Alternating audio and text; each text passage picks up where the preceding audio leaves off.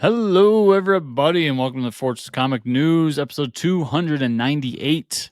I am one of your hosts, Chris, alongside my co-host, Mike. Happy New Year, Mike.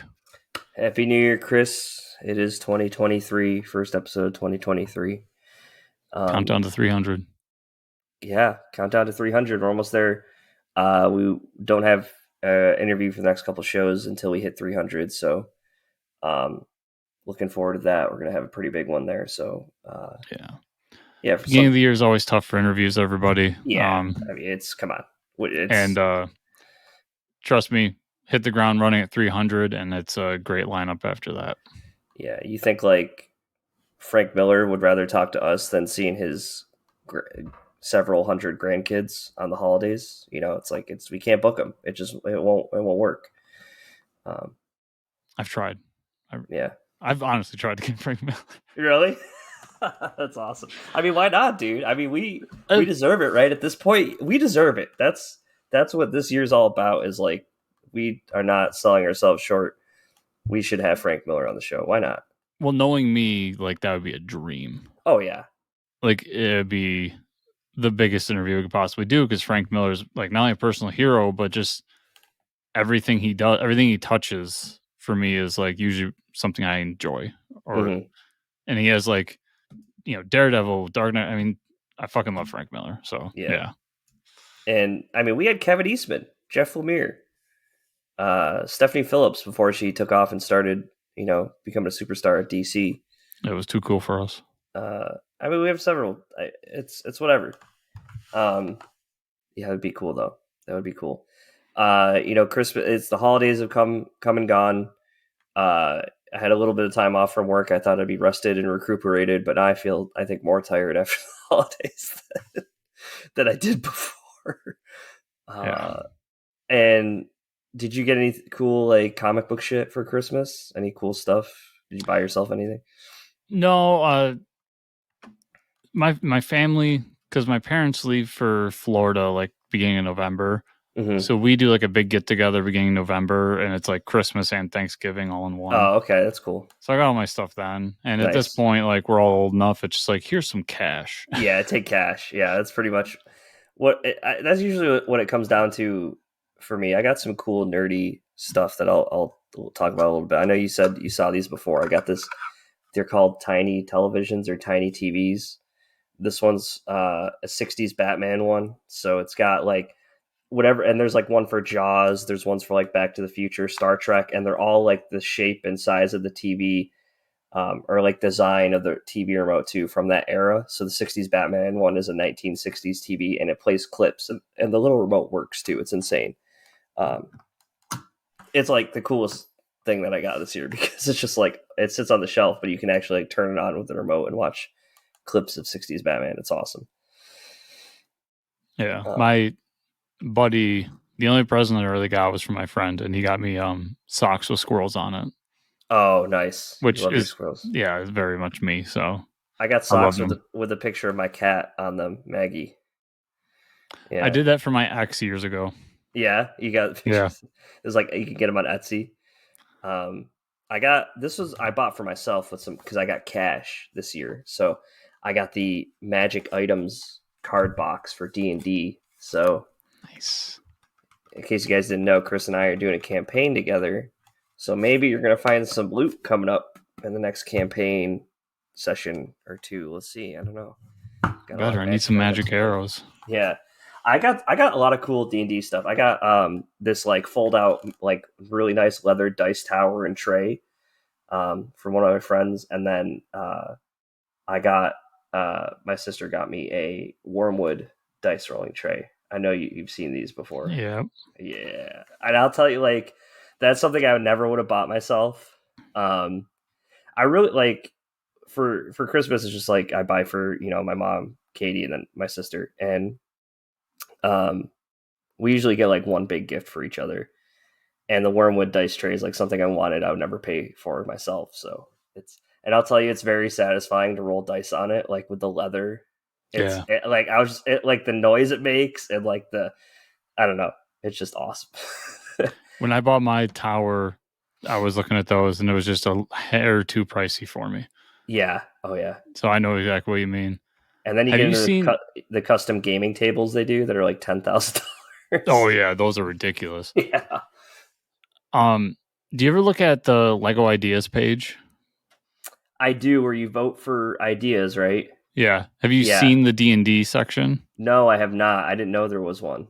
There's a whole D&D section. It's really cool stuff. There's a couple in particular. There's one where it's made to look like a player's handbook or a dungeon master's manual or something Oh, like wow. that. Really? And and then you build the different creatures on top of it. So That's they'll have cool. like different creatures coming out of it. Really Hmm. cool. The best one though is somebody made a D&D themed dice tower out of Legos that they Oh, have on there. that's amazing. Yeah. Yeah, the Lego Ideas thing is really cool because it's like if it gets enough votes on the website, it gets put into production, right? Technically, yes. Yeah. Because some of them, like, so the Seinfeld one came about that way, I remember but then that. you have to Yeah. go through licensing to get Seinfeld. So I'm sure with Yeah. this, like, they'd have to go through licensing to get D&D. Wizards, yeah. Yeah. Which is weird though, because like Hasbro owns Wizards of the Coast, so um, Yeah, I don't know who owns what, but, like, let's just yeah, assume that whoever owns Lego doesn't have an affiliation with Hasbro. They would need to contact Hasbro to get the licensing for D&D. yeah, So that's the only, like, hurdle is it could get enough votes and right, still not go into production. yeah, yeah. It's interesting how like the things you don't like, why they had the Magic the Gathering and like Transformers crossover recently Mm-hmm. was because like Hasbro owns both of those properties, and they're like, we're just gonna put Transformers on it. It's like holy shit. So Yeah, I'm just saying, Magic, like, when's the ROM the Space Knight cards coming out? yeah. One of those happening. I know you own it. They need more than like 10 people to order them, Chris. Listen, I'll pay the whatever it I'll is. pay the money. It'd be like Start. $1,000 for these 5 cards. I'll rent the printing press. Yeah, and I didn't talk about it yet. The last cool like uh, thing I got that was comic book themed. I have a lamp that's like the Batman '89, or I guess it would be not the. He doesn't use the Batwing in the first Batman movie. It'd be the second one with um, Tommy Lee Jones as Two Face, and oh no, is Tommy Lee Jones in the one with Danny DeVito's Penguin? Am I? Is it just No, because or is that Batman Forever? Harvey in the first Batman, it's bad that I can't remember the actor, but it's a black actor. Yeah, it's um Cloud City. And then the second movie, when Two-Face appears, they replace him with Tommy Lee Jones. Tommy Lee Yeah, Jones. that's right. Yeah. It was oh my god, I can't think of his name. The Star Wars. Empire Yeah, Strikes that's Back. what's killing Lando Calrissian. Lando, yeah. Yeah. I can't oh my god, I And can't it's think of really it. bug. Billy D. Williams. I got Billy it. Jean Williams. Yeah. Billy D. Williams, yeah. But anyways, I got the Batwing from the Michael Keaton Batman era, and it's a lamp. And I think the like most exciting thing about it is like there's still Batman '89 merchandise out there today, like, still being made, like new stuff. So It's still one of the yeah, moments in those movies, though, that really bugs me. The fact yeah. that there's like Gatling guns in the Batwing.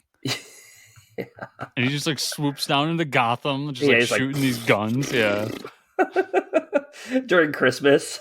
Yeah. Like, People are in like Rockefeller Center ice skating, and they're like, "Oh my god, it's Batman!" He's like, which, listen, in the animated series, there's a moment where Bruce walks into a room and it's just a room full of guns. yeah, And I'm like, do we not understand the whole point of him hating guns? yeah, right. They should. I guess they've had villains kind of like that. If they had a villain called Gunman who just had a bunch of guns attached to him. Yeah, it's called Joe Chill. Yeah, Joe Chill. Oh my god, Joe Chill is the gunman. Oof, that's messed up. That is messed up. It's almost like the Batman '89 stuff is coming out because Michael Keaton will be in a movie soon in The Flash. We think still, so Hopefully. maybe they're like, remember this guy played Batman like 40 years ago, 30 something years ago. And yeah, I guess we're supposed to. I guess we'll do one piece of news Before we jump into that, though, yeah, quick shout out. mm-hmm.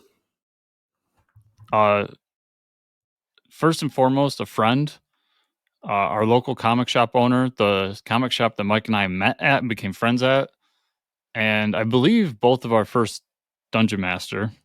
Yeah, DM. Yep. Is undergoing heart surgery this week. As this is going live, I believe is the day he's going to be going under. Mm-hmm. So I just want to send out my best wishes to him and his family and everything, because he's a good man, he's a good friend, and I just want to send out my best to him. Yeah, wishing him the best for sure. That's a tough feat, but we know he's a superhero himself, so I think he can.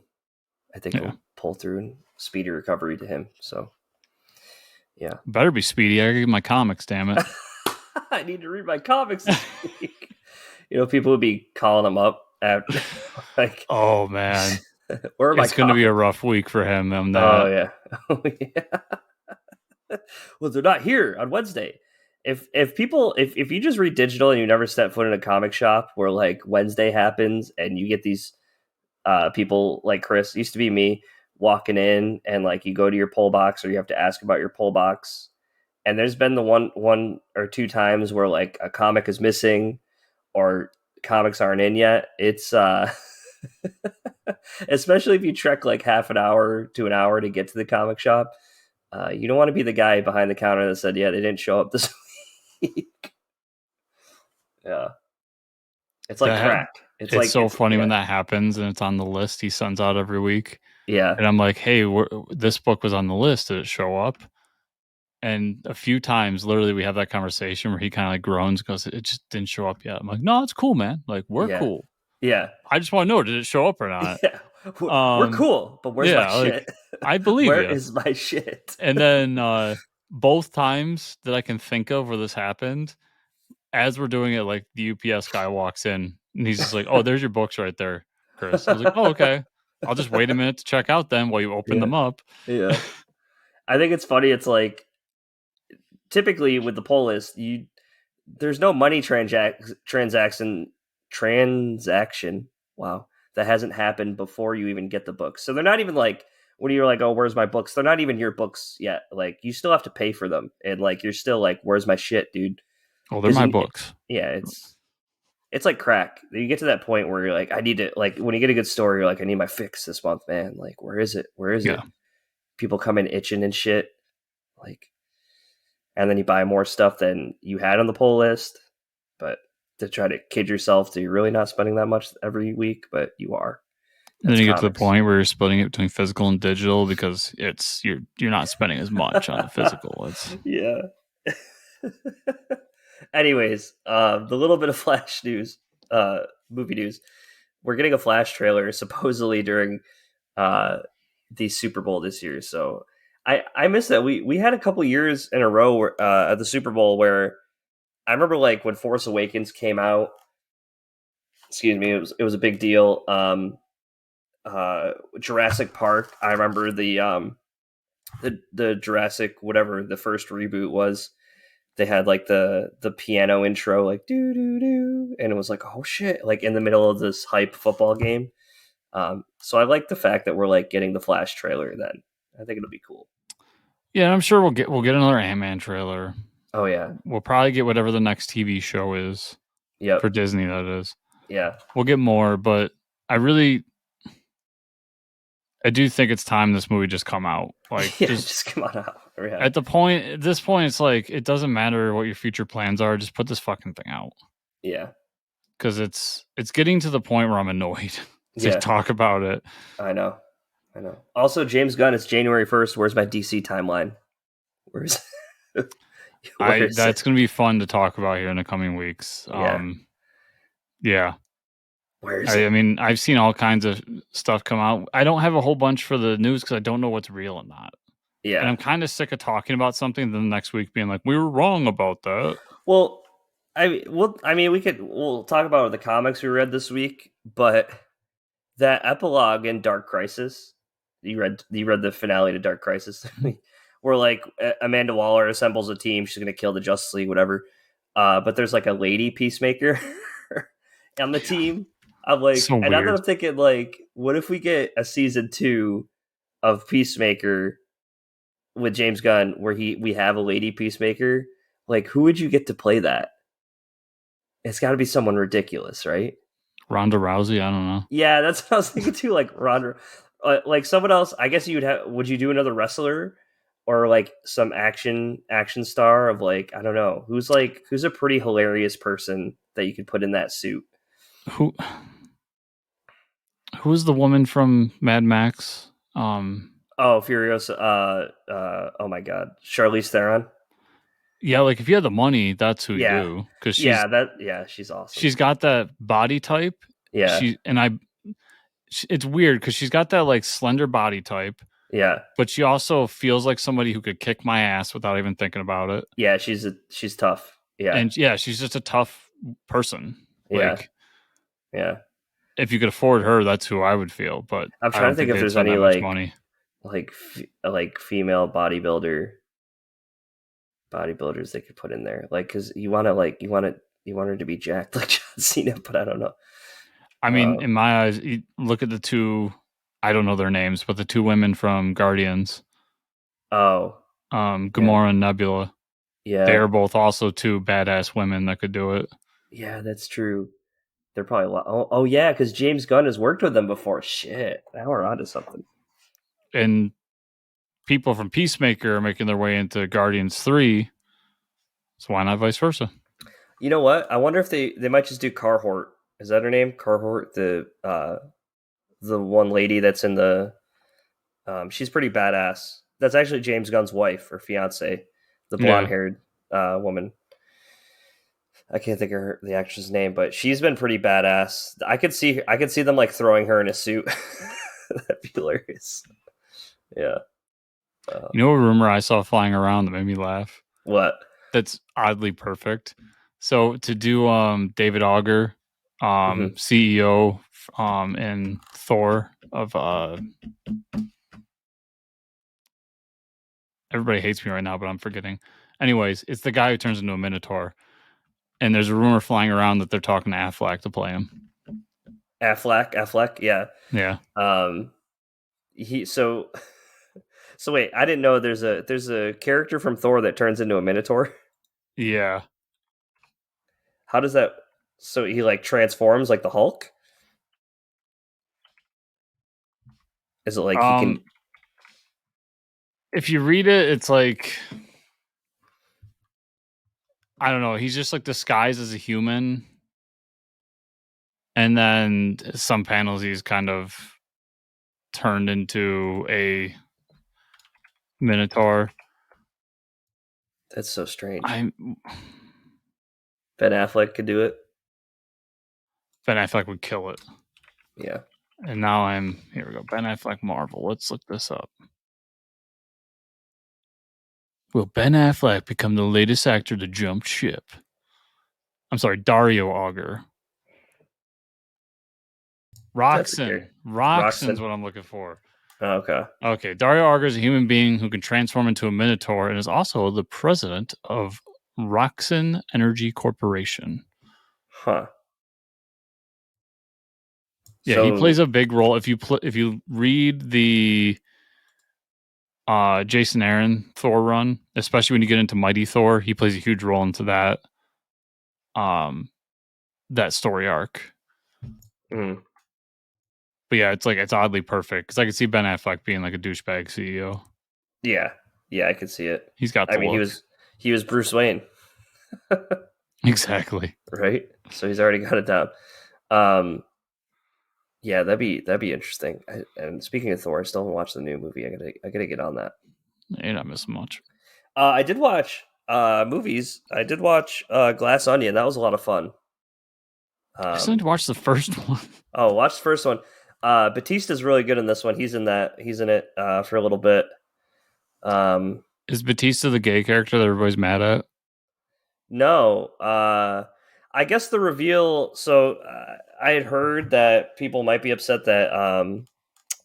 Oh my God, the James Bond Daniel Craig's character, the main detective guy, might be gay, but like the two scenes where like it might be hinted that he is like who cares? It's not even like I didn't even realize it until someone said, "Oh, did you notice that?" And I'm like, "No, I didn't."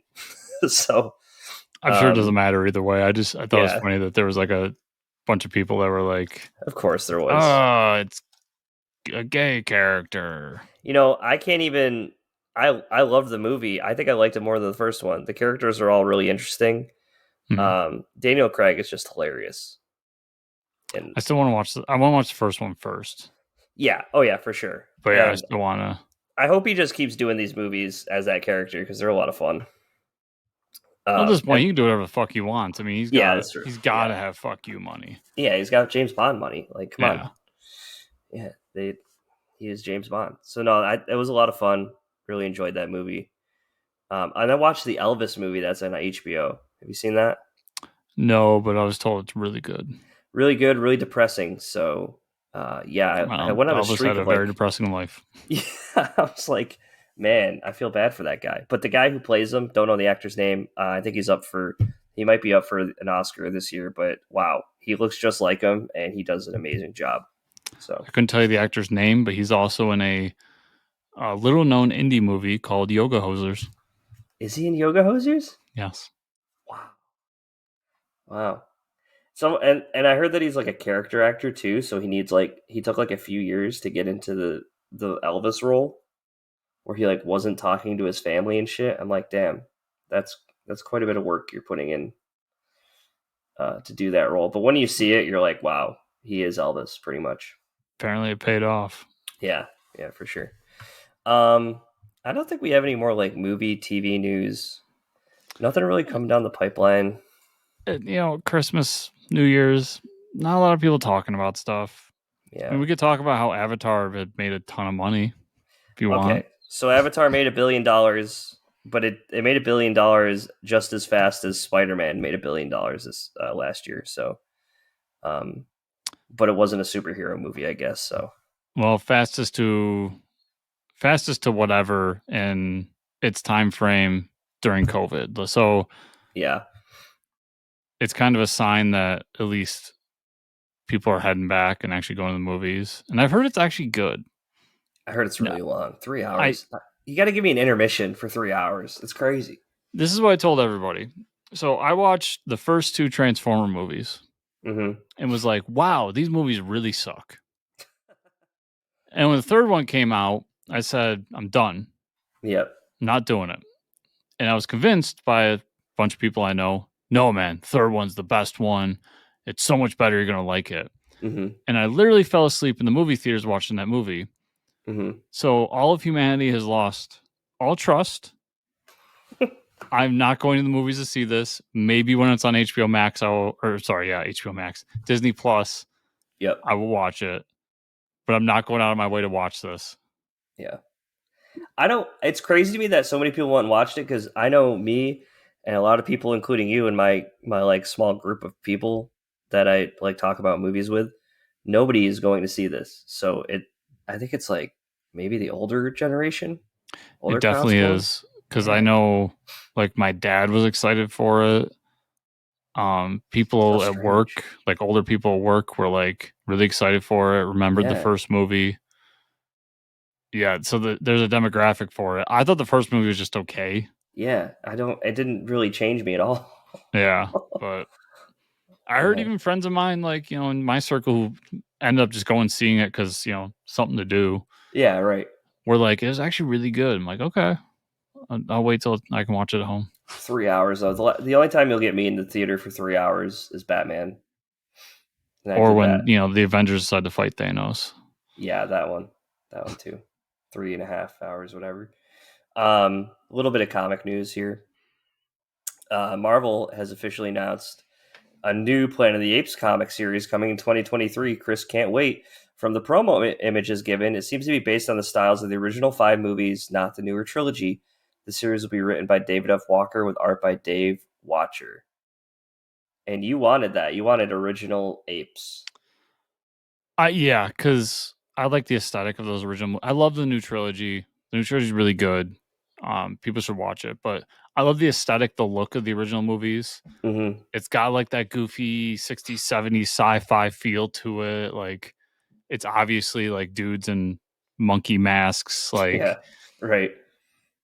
but it adds something. So I just feel like in a comic, you can play with that kind of wacky 70s vibe Mm-hmm. and really do something fun with it. So I'm super excited for this. Day one purchase, doesn't matter who the creative team is, I'm going to check it out.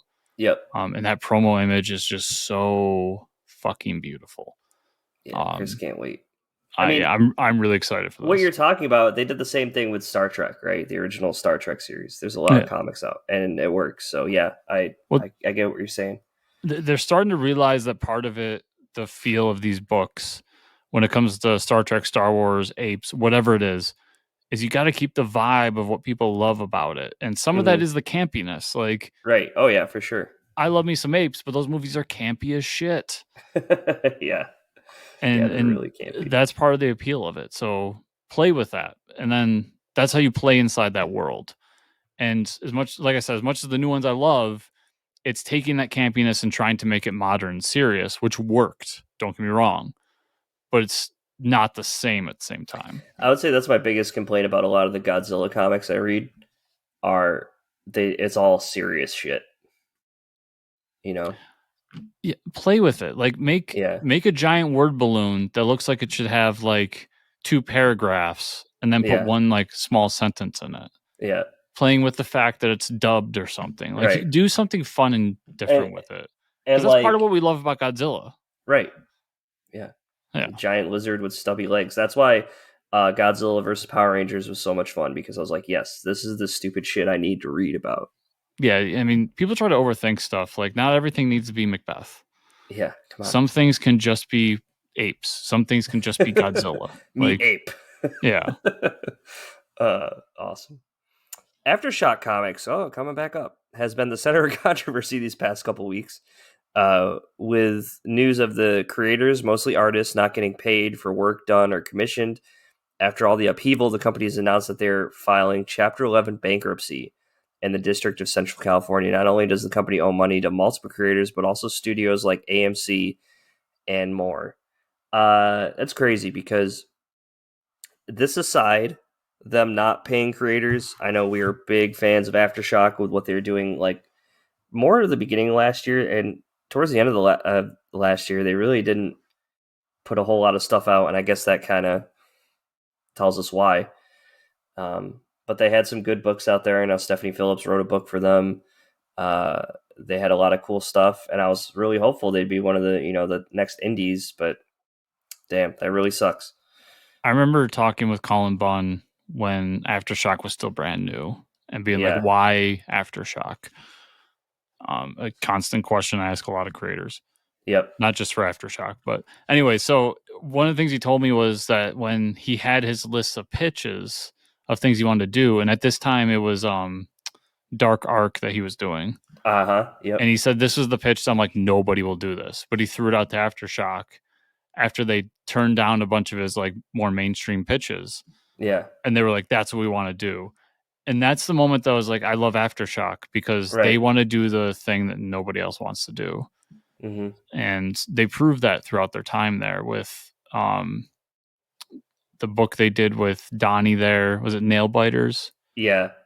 No, Nail Biter was Image, I think. Nail Biters. I'm gonna be honest. I didn't read the one Donnie did there, because that was coming out before I was like a Donnie mark. Yeah, but it's one I want to go back and read. You're gonna go speculate for it now. Yeah, that book that I heard is really unique and different. The stuff that Stephanie did there was really fun and unique. Nuclear Family, Nuclear Family. Yeah. Like a lot of great books that just wouldn't get published other places because they were just out there premises. Mm-hmm. And that's what I loved about them, was they were doing something different, like truly different. And this is so unfortunate. And it sounds to me, looking into it, like they just extended too far. Like they grew too big too fast. Mm-hmm. Yeah. And that was made clear when they became Aftershock Entertainment, I think it was. And we're trying to do stuff with movies and TV and video games. And it's like, guys, slow down. Make good comics first. Right. That's the thing that people don't realize when you're starting a company. Now, I'm not the best businessman in the world. I'm actually a very shitty businessman. But I do know one thing. You don't want to grow too fast, too big, too fast. Yeah. you want a steady increase. Yep. Because when you grow too big too fast, that's when things blow up on you and you get over yourself. And this happens where you're filing Chapter 11 bankruptcy and owing a bunch of people money. Look at Valiant. What happened with them? Trying to make like a movie, like a whole movie universe, and then they made one movie and then it flops. And I will actually make the argument that Valiant did it right. mm-hmm. Now, their movie, whatever, that the movie universe was doomed to begin with, but they grew steadily and then they sold to a big company. The problem Valiant's having now is that big company doesn't give a fuck about comics. Yeah, that's true. Yeah, the company doesn't care. Yeah, that's more the situation. They wanted them as an IP farm and realized they couldn't make money off comics. That comics is an IP farm for you to make other entertainment off of. Right.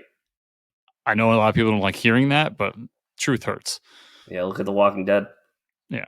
I mean, that's why we still get Marvel Comics. Because Marvel Comics creates comics for them to farm into movies. Period. Yep. But true. Aftershock didn't have that big thing that like became a big movie or became a big TV show. Yeah. None of their books became anything. And some of them, I've heard stories about a few of them being optioned off and the creator seeing no money.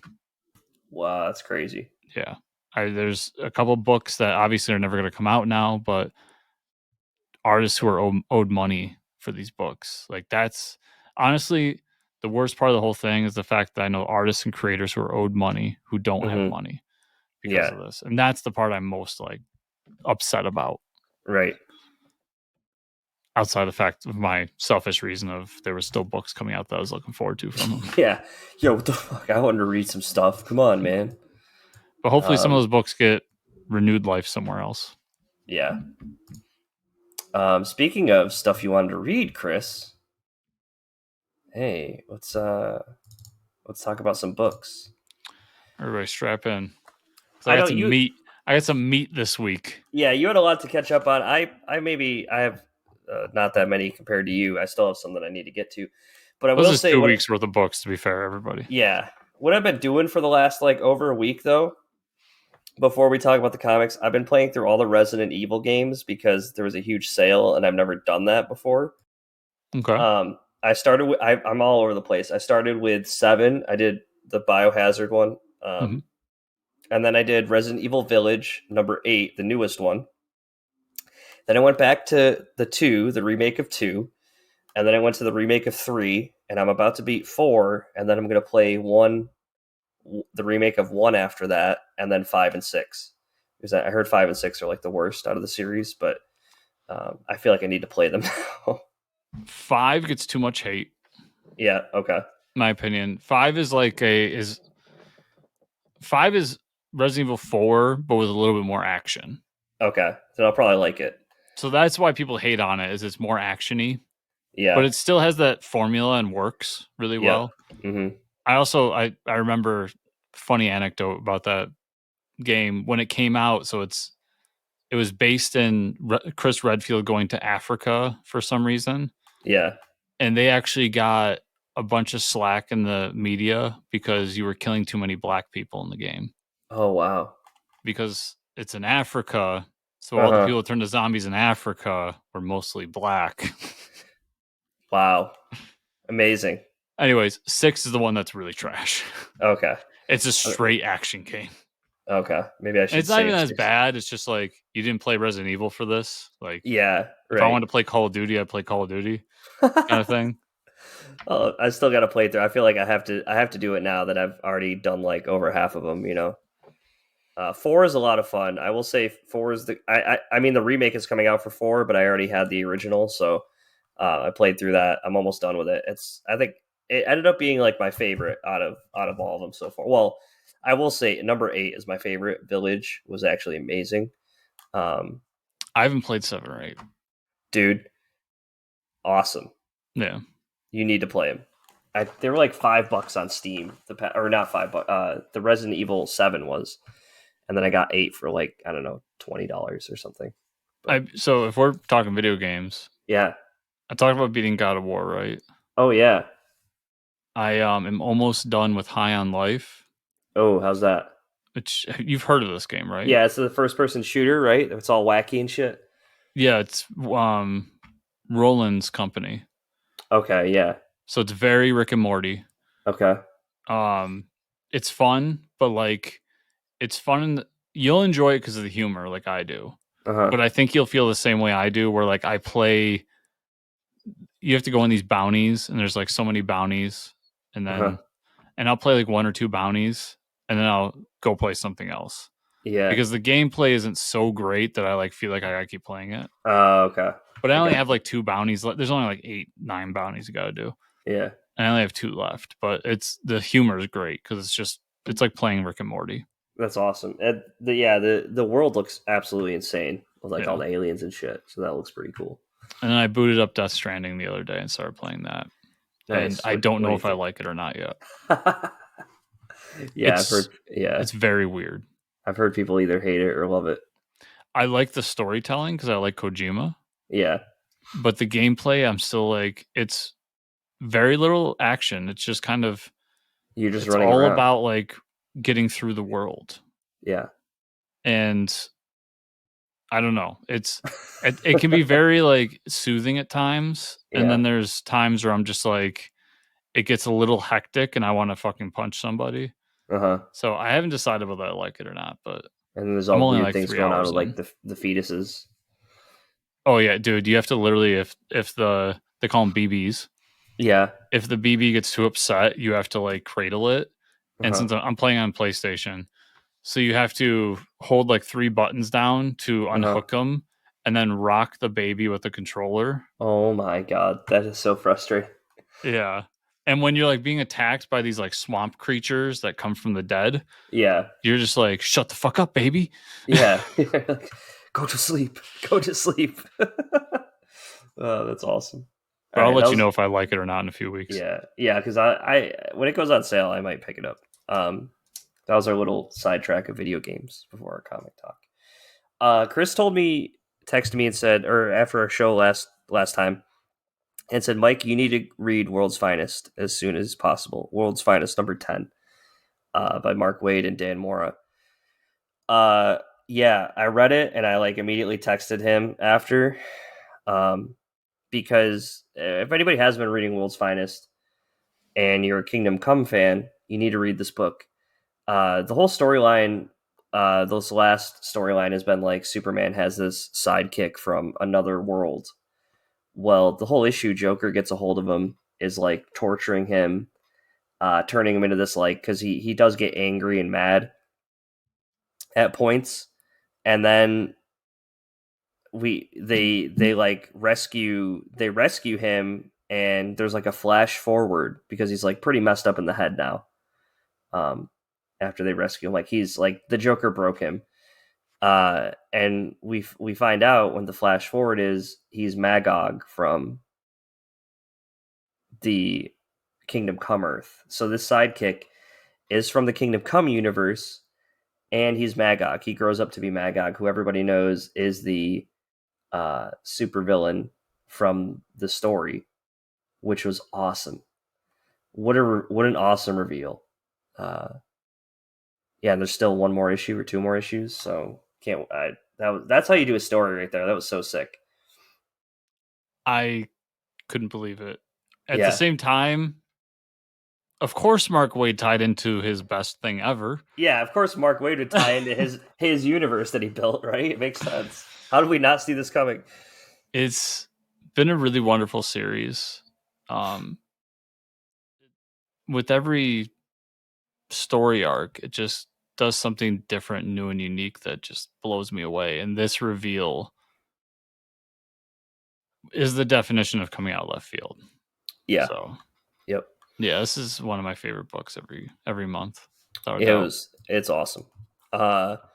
Moth Hill number 2. This is the Kickstarter book through Joseph Olivier's like horror imprint that he has, After Light Comics, Christian Janney on the art.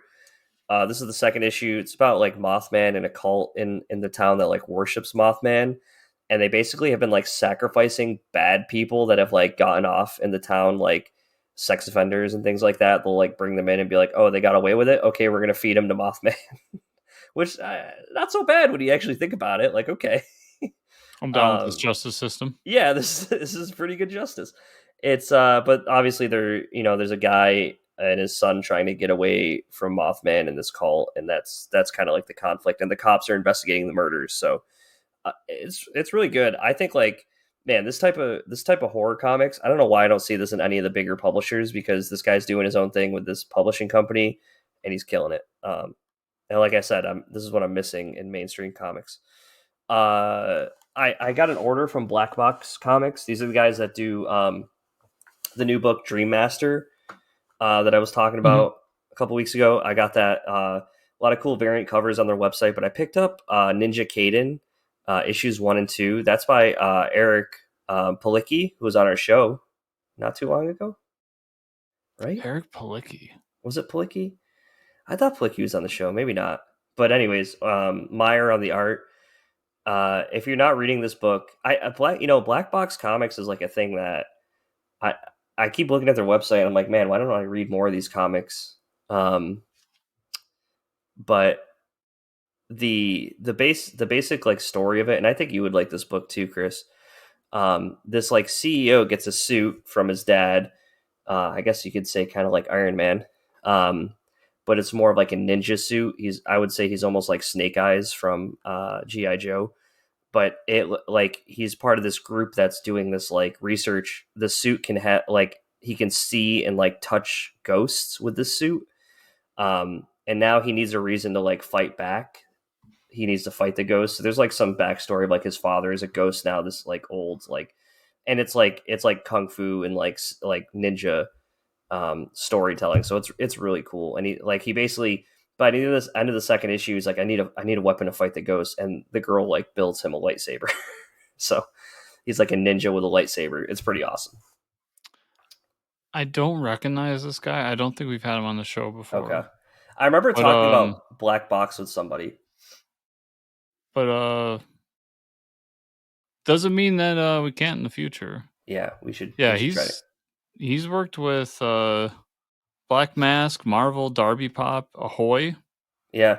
Dark Horse. Yep. Yeah. Yeah, so Black Box Comics, check them out. They have a website where you can buy all their books. They have some cool stories. I told you Dream Master, Ninja Kaiden. Honestly, what got me into them is some of their cover art is just so fantastic that I have on these books. Is it Black Box or Black Mask? This is Black Box Comics. Yeah, not Black Mask. Black Box, okay. Oh, yeah. Yep. Junkyard Joe #3. Are you reading this book still? Yeah, I got it. Jeff Johns, Gary Frank. It's interesting that I feel like we've seemed to slow down from like issue 2 to issue 3 because issue 2, Junkyard Joe visits his friend from the army. These guys are coming to kill people in the town that know where he is. And issue 3 is like, okay, the daughter next door finds out that Junkyard Joe is at her neighbor's house. And we don't really see much going on with the weird army people that are looking for him other than the fact that like there's a symbol that the veteran guy finds. Right. The book has slowed down. Yeah. Like I love that first issue. Yeah. And the last two I've been kind of meh about. Yeah. I think the biggest issue they should have done more to like splice in a page or two of what's going on with that other robot who's chasing after Joe. Yep. And I think they focused way too much on the artist who created the Junkyard Joe comic strip and like how he's depressed. Like, yeah, we've already been there and like, done that. Yeah. And like the first couple issues. You don't need to try that hard. Like the dude's wife is dead after so many years. Like that's depressing enough. Right. Yeah. I don't need more backstory. Issue. Yeah. So this was more of like, people are noticing that he has someone helping him out around the house. I guess. Hopefully next issue gets some action. Yeah. Because I was like, okay, this is depressing. I want more action in my robot army guy book. Yeah. Stargirl, The Lost Children #2. Jeff Johns, Todd Knock on the art. This is the book that I told Chris he should be reading because it's actually really good. You basically have Stargirl and Kimiko, Green Arrow's daughter. who's now Red Arrow. They get stranded on the island that they're looking for these missing JSA Golden Age sidekicks, and they land on the island and they go through this whole like cave where all the like Golden Age sidekicks are put on display. The art is actually amazing. And they get stranded on the island. They find out the sand is made from Miraclo. If anybody doesn't know what Miraclo is, it's basically the stuff that Our Man uses to. It's like a pill he takes. He gets powers for an hour, and it's like gives you strength. Someone on the island is using it to manipulate things. So they run into some of the other sidekicks, like from the JSA era on the island, which is pretty cool to see their costumes and stuff like that. But they said they're basically trapped there, and someone named the Child Minder is like running things, like keeping everybody trapped, and like almost like an oracle, has like all these buttons and like traps and things to press at will. But they're also like they haven't aged, and I don't know if like this Miraclo is like messing with their minds, because when they land on the island, they almost forget like why they're there. So it's been a really good couple issues. Really impressed with this book. Hitomi number 3. This is H.S. Tak and Isabel Mazzanti on the art. This is the Image book I've been talking about samurais. She's now training with the samurai that she knows who like had to kill her family back in the day. They go to this town where these women are dressing like demons, and basically they're being hired for their being a samurai, because that's typically what happened back in the day. And they need to fight these demons out in the woods. And it's these two women that are dressing up and killing the men of the town, because a lot of the men have been like abusing the women. So they like capture the samurai and his apprentice, and he ends up killing them. And so it like puts this bridge between them of like, he had to kill them because that was his job that he was paid to do.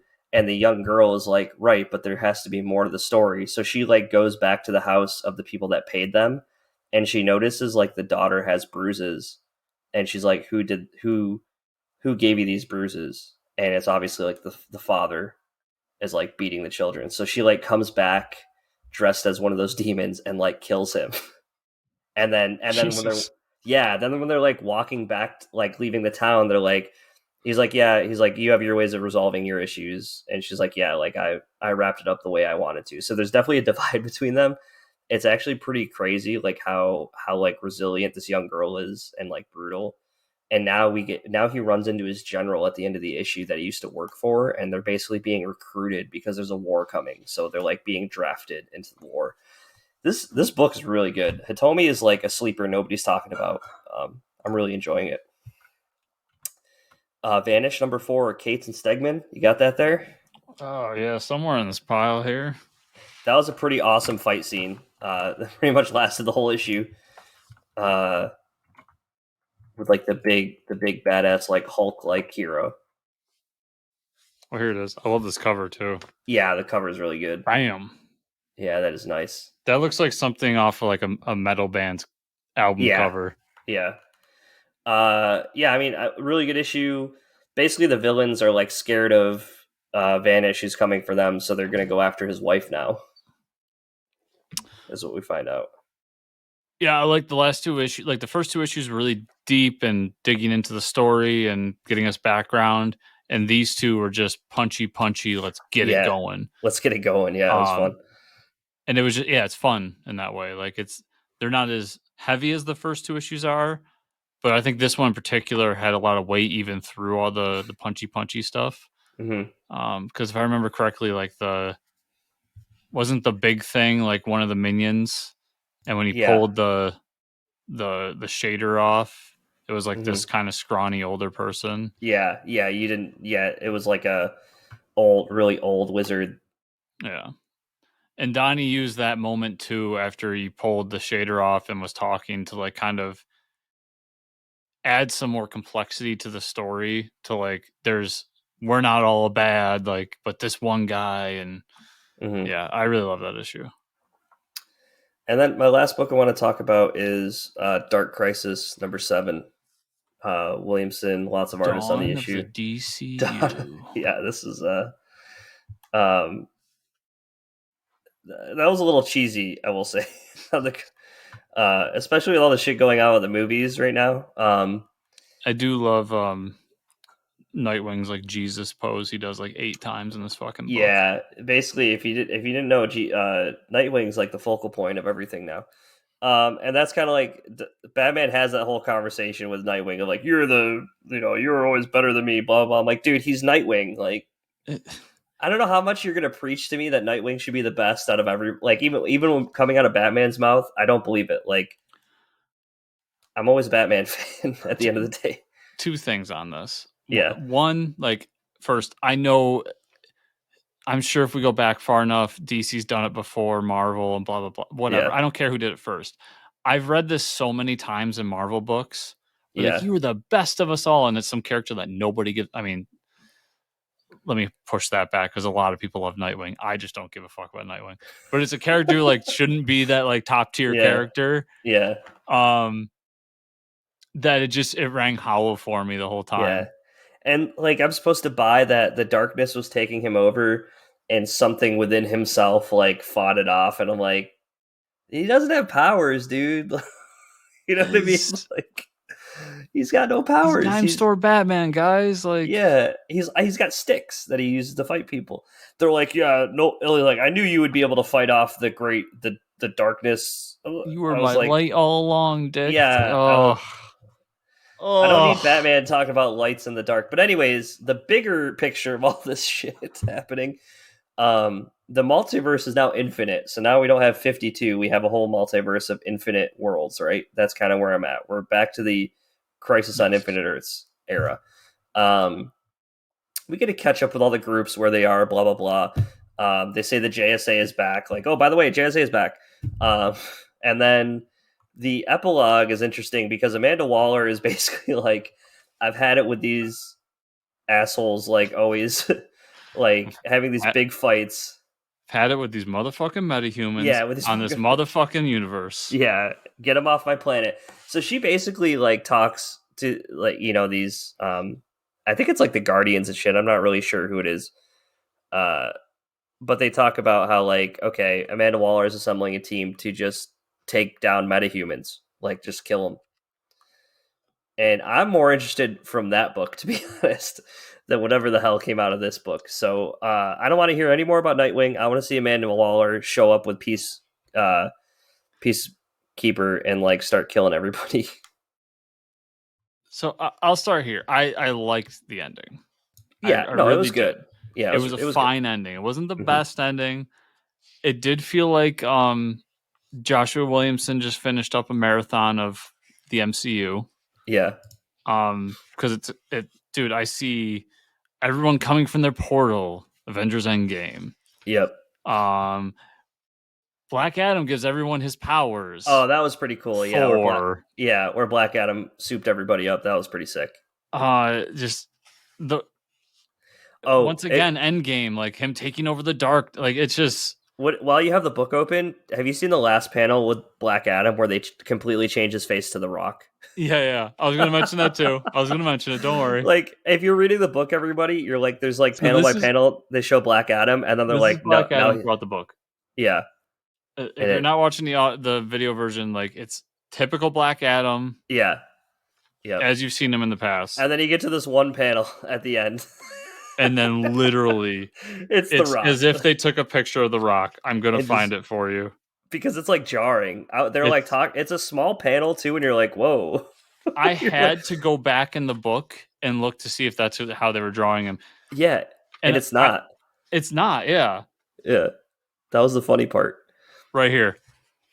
It's the fucking Rock. Just with hair. Yeah. It's out. Oh, and then this is, he's giving the people's eyebrow. Yeah, the people's eyebrow. That's where it was. Dude, it's outrageous. I was like, it might have been a different artist, but he's like, I don't know how to draw Black Adam. Okay, let me watch. I just got done watching Black Adam. Let me use The Rock. They do this, like, here's where everybody's at thing. Like, like you said, the JSA's back. The Titans are doing their thing. Blah, blah, blah. Right. And then it's like, and we turn Deathstroke into Darth Vader. And put him in a fucking Bapta tank. Yeah, true. Like, I could make fun of this book all day. That said, I did enjoy it. If we get now we're talking about the Bacta tank, and like the only the only Deathstroke story I would read coming out of that is if you get like, like Cyber Superman, Hank Henshaw. If you get like a cyborg Deathstroke, that's what I want to see. Like Deathstroke cyborg Terminator or some shit. That, I mean, he would be like an actual Terminator, but that's the book I want coming out of that. Just turn him into a Deathlock. Fuck it. Yeah, there you go. Marvel won't care. No. I agree with you though. The book that's going to come out of this, like the next story arc, Yeah. I think is a really cool idea. Yep.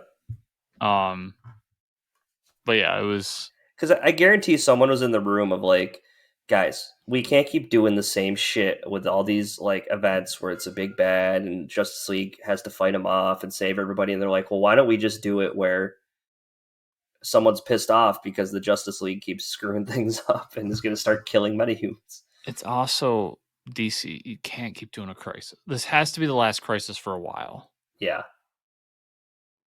My favorite DC event was that one they did during New 52, Forever Evil. Oh, Forever Evil was so good. It's such a simple story. Yep. Bad guys from parallel universe come to this one and fight good guys. Yeah, that's all you need. That's all you need. And it's so well done from top to bottom, art and everything. Yep. And it's 4 issues, in and out, done. And all those villain covers, remember those? Those are so sick. Yeah.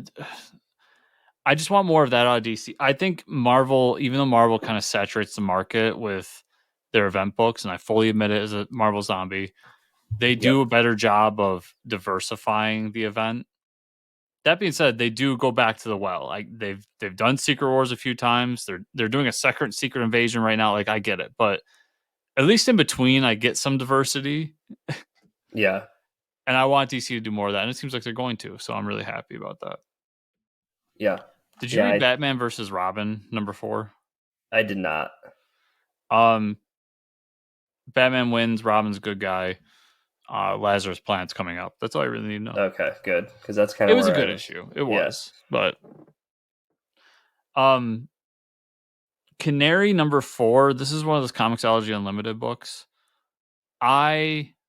This is the issue that really dug in with me. I really like this story. It's a Old West cowboy story, and it took its turn in this issue where there's something supernatural going on. Mm-hmm. And it reminds me at this point of the first volume of American Vampire. Yep.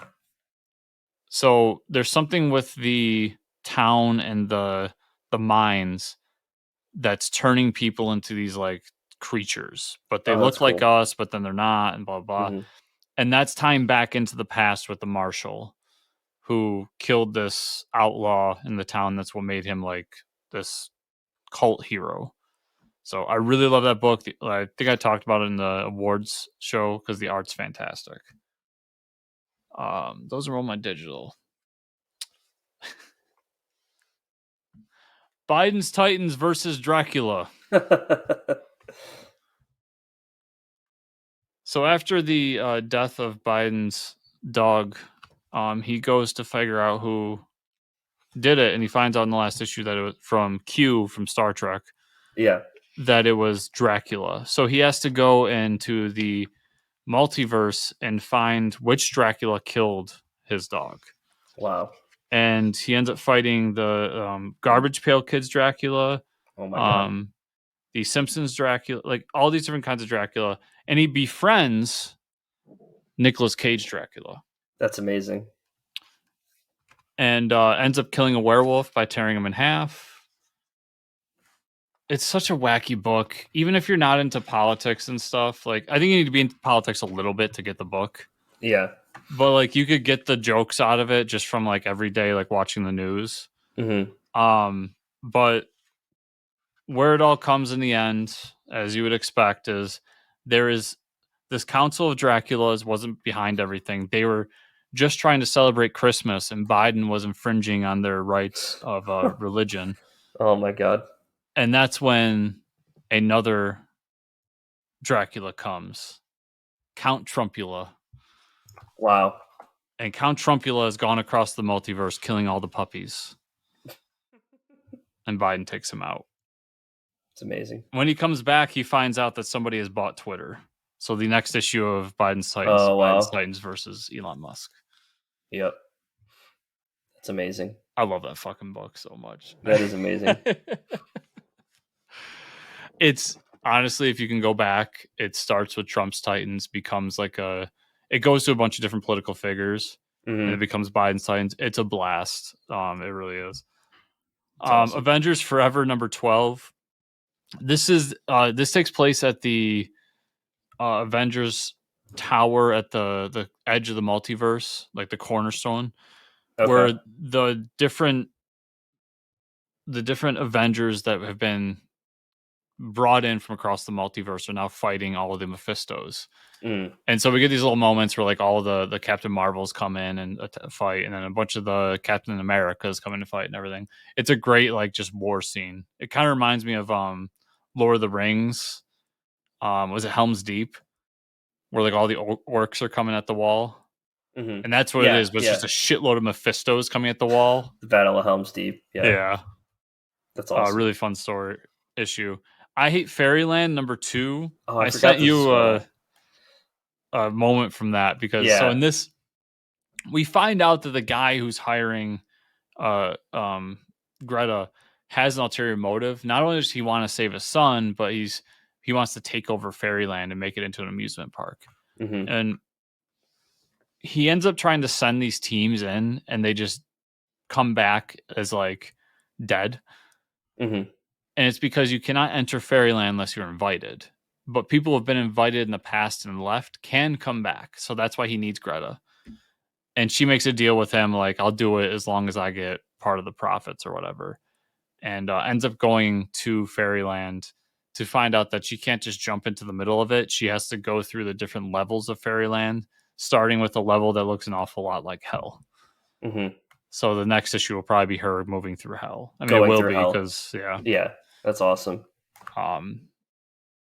So yeah, I'm enjoying that book so far. It's still not hitting the highs of the first volume, but we'll see. Dceased, War of the Undead Gods number 5, another really good issue. You get a Mixoplick zombie. What else do you need? What else do you need? That's amazing. Batman Spawn. Were you going to pick this up? Yeah, I was. I haven't gotten to it yet.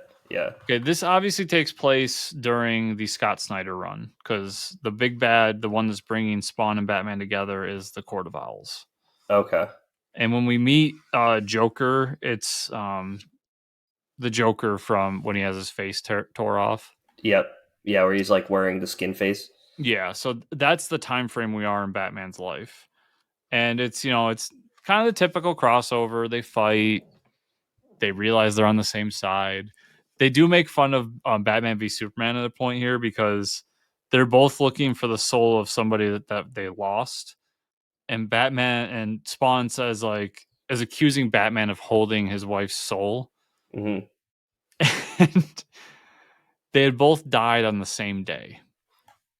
Okay. So there's a moment where Spawn says, "Not tonight, not on the same day you killed her." Batman says, "Who died on the 26th? Martha?" He goes, "No, Wanda." I loved it. Oh my god. Namor the Submariner Conquered Shores number 3, another really great issue. I mean, we find out that in Latveria there's another corner of humanity that's not dealing with the same issues that New York City was. Okay. And the whole backlash there. Yeah, I really like that issue. I'm gonna leave Timeless for last because that's the most important. Quick Stops number 3. So if you're a fan of Clerks 2, this ties into Clerks 2 and a little bit of Clerks 3. We get the backstory of Pillow Pants. Do you remember Pillow Pants? I remember hearing about it. I don't remember who Pillow Pants is. So Pillow Pants is oh man. So Elias goes to a Bible camp every year and he has a crush on a girl. That's right. And the girl, in order to not sleep with him, tells him that she has a pussy troll named Pillow Pants. Yeah, I forgot about that. So we get the backstory of Pillow Pants, and then we kind of flash forward to right before Clerks 3. And this is where Elias meets his little friend, his crypto bro, who they make the Christ cryptocurrency in the new movie. And Christ NFTs. Yeah. and Oh, we get the yeah. backstory of that. So it's a very Elias heavy issue, really good. Okay. And once again, the whole book feels like the old Viewers Classic. universe to me. Yeah, Yeah. Kevin Smith stuff. Batman Beyond the White Knight #7. This is Joker gets let loose out of Batman's mind, so now everybody can see him through the power of the Batman Beyond suit. And this whole issue is like the moment at the end of Ocean's 11 where they're coming up with the plan right before they execute the plan. Yeah, the That's what montage. this issue is. Yeah. Okay. The montage before they do the heist. Yeah, and there's even a moment where they're all walking in slow motion, and Joker goes, "Hero walking to our big mission. If this was a movie, it would be in slow motion." That's amazing. That was a really good issue. Moon Knight #18, also a really great issue. He's with the council of like all the vampires in New York City, and he's giving this big speech about he's going to kill them all, and how he ends up killing them all is by filling the sprinkler system with holy water. Amazing. Yeah, Um, that's exactly what Constantine did in the movie. yeah, basically. Yeah. Captain America: Symbol of Truth #8, really good issue. With Nomad in that war zone, it kind of ties into what happened with the last volume where everybody was kicked out of Wakanda, and how that affects this new threat and this like random country. Okay. And then my last two books, I got Timeless #1. This is this year's version of Timeless. So unlike last year, this one didn't set up as much for the future, other than some like moments where you see things that are going to happen. Yeah. But there's this moment in time that Kang's trying to find, and there's some great treasure in this moment in time, Okay. and he can't get to it. So, but there's somebody else that's also trying to get to it. And long story short, you can't be a villain. You have to be a hero to get to the moment in time. Yep. So somebody recreates the Knights of Camelot and makes their own hero group to try to bypass the rules. Mm-hmm. And now decides along the way, let's kill Kang. And so that's most of the book is them fighting Kang. Oh, okay. And what this is really setting up is at the end, it says the quest for the missing moment will continue in 2023 in the Avengers. So that's going to be what's coming after Jason Aaron concludes his run. Avengers. So if you're interested in the future of Marvel, especially Avengers, this is a must read. Mm. And then the last book I had was Tales from Earth 6, A Celebration of Stan Lee. Yeah, I gotta read that too. I really liked it. I thought every story in here was good. The Batman story was all about instead of the Joker, it's the Choker. And it's Amazing. Batman fighting the Joker, and then the corruption of the GCPD and the creation of the new light. That's the Signal. So you're going to be shocked when you read this, but the Superman story is my favorite. It's Mark Waid. Yeah. And this version of Superman, like he's going through the world trying to eradicate war because he wants governments to focus on creating a space program to send him back to the planet he's from, because his version of Krypton does not explode. Okay. And so the entire issue is Superman realizing like he can't just go and stop battle after battle. It's not the soldiers that are at fault. It's the people profiteering off of war that are at fault. So it's him going to these different like CEOs and torturing them, essentially, like sending them to battle zones and being like, stop doing this. Right. That's so cool. Anybody that knows me or my feelings on war, it was a really great read. The Wonder Woman story was fun. The Flash story was fine. There's a Catwoman story that was okay. My favorite story, though, the Superman story, but my favorite story outside of that was the Green Lantern story, because I forgot how much Stan Lee's Green Lantern was like the Earth 2 Green Lantern from New 52. Okay. Where he gets his power from the world tree. So he's almost connected to the green. Okay, that's awesome. Yeah. And the Necron acts almost as Galactus, where he comes from another planet and is going to devour the world tree and thus Earth. Mm-hmm. So I really enjoyed that.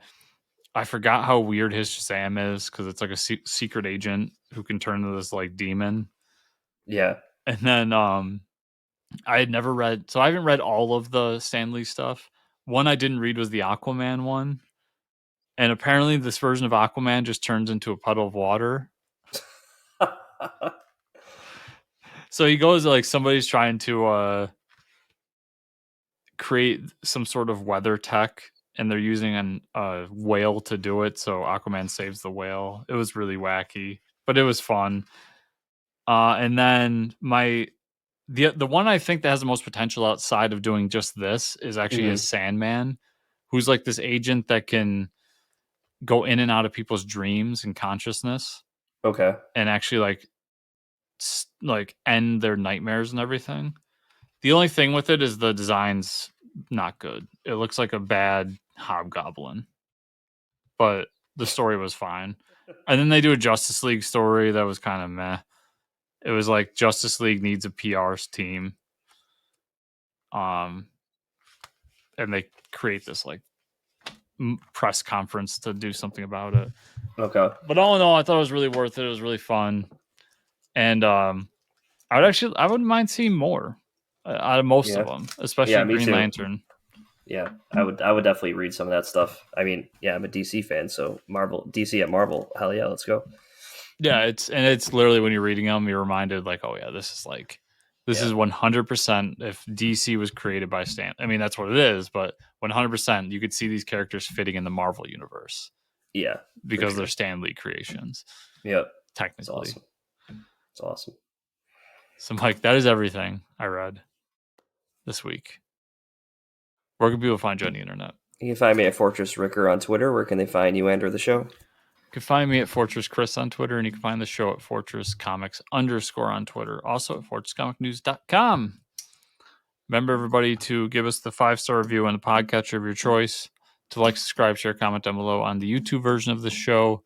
And if you want to go to the extra mile, it's Patreon at patreon.com/FortressComics. Also, the affiliate links in the show notes down below. Thank you all so much for watching and listening this week. And we'll see you all here next week. See you.